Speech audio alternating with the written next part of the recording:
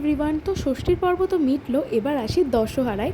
তো ওই দিন যেহেতু আমাদের সব মাছ আইটেম হবে, তো সব রকম মাছ চলে এসেছে। আর এখানে মা জামাইদের জন্য 10 রকম মিষ্টি আর 10 রকম ফল সাজাচ্ছে। যেহেতু আমাদের দুপুরে ভাত খেতে নেই, তাই হয়েছিল লুচি, তার সঙ্গে কুমড়ো আলুর তরকারি, সাথে ঘুগনি, আলুর দম, আর ছিল রসগোল্লা আর আইসক্রিম। তো এখানে বাবা, প্রীতম, জামাইবাবু সবার জন্য গুছিয়ে নিয়েছি, আর সবাই বসেও পড়েছে। আর এইদিকে আমাদের ফটোশ্যুট চলছিল, সব শাশুড়িরা জামাইদের পাশে বসে পড়েছে ফটো ভিডিও তোলার জন্য। আর এই হচ্ছে আমরা সবাই, এখনও অনেকেই মিসিং। তো এখানে মা রাত্রের জন্য ভেটকি মাছের পাতুরি বানাচ্ছিল। আমার মা এটা না ভীষণ সুন্দর বানায়।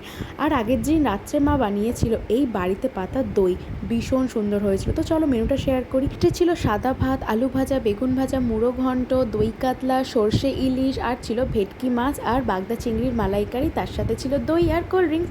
তো এখানে আমি সবার কাছ থেকে রিভিউ নিচ্ছি মা রান্না করেছে কেমন হয়েছে। আর এখানে আমার বোনের এত ভালো লেগেছে যে থালা চাটতে শুরু করে দিয়েছে।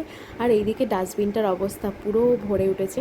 তো খাওয়া দাওয়া শেষে তো জামাই ষষ্ঠীর গিফট পেয়ে গেছি মামির থেকে, আর এই গিফটটা ছিল আমার মায়ের তরফ থেকে।